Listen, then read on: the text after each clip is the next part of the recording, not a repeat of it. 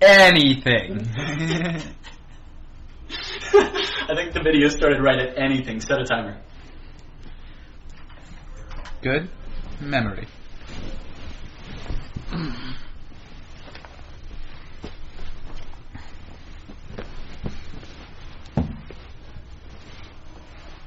Yeah, the sound right here is phenomenal.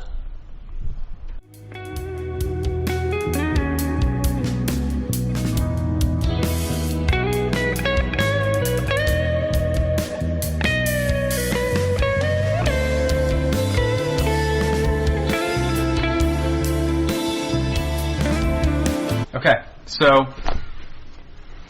Free Speech, Season 1, Episode 3.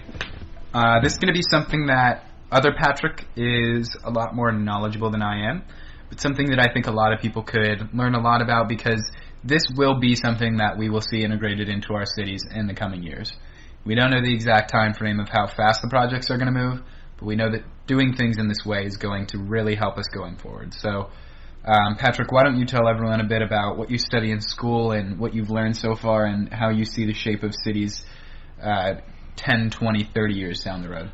I study spatial analysis, and a lot of what I've been applying that towards is the growth of smart cities and the rise of urbanization.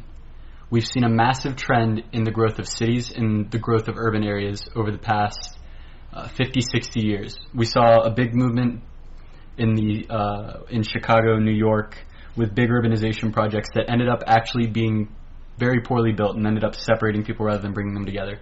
We built highways that ran through cities and destroyed entire neighborhoods and segregated neighborhoods. And we built these projects of buildings that were supposed to bring people together but ended up creating spaces that were less collaborative and ended up getting totally demolished, and all of those buildings just went to waste because we planned it poorly. And here's the biggest trend. China saw what we did, and now they're doing it. They saw what we did, and they copied it because they thought it worked, but that was a failed system. And now China's urbanizing incredibly quickly. They're building cities where nobody lives in them. These spaces called ghost towns.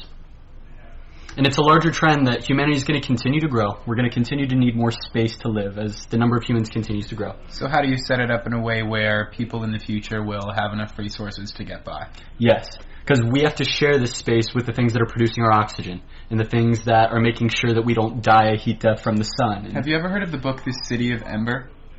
Yeah, I feel like I read it back in third grade. Yeah, it's something you read in elementary school, but something I wish that they had you read later. So it's meant for kids, but the premise of it, I think, is beyond a childish lesson in that basically there's an entire village and they have complete blackness outside of their city. They have no idea what is beyond them, much like how humans just have Earth.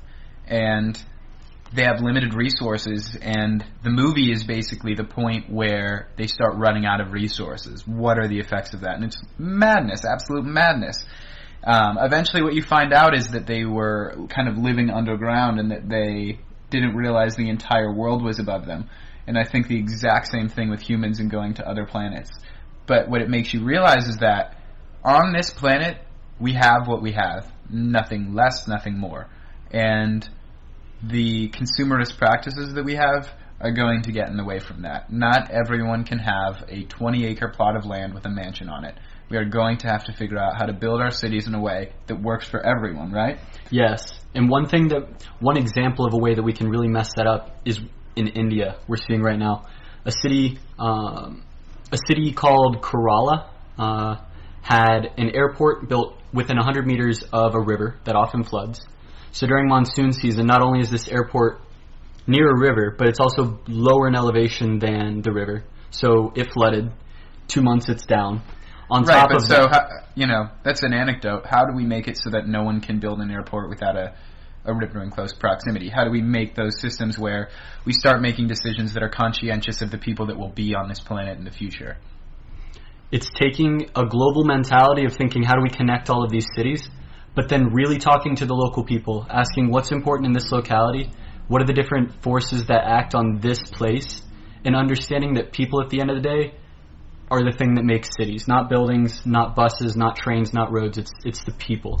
So to think about how people are using that space, how human beings are interacting and living in these spaces, and then trying to urbanize that space how it can get urbanized. It's different for each place, and rather than just taking one thing that we found works for one place and trying to make that a stamp, we really do need to embrace the mentality of think globally, but act locally. Sure. Yeah, think in a way that doesn't get in the way of other people elsewhere.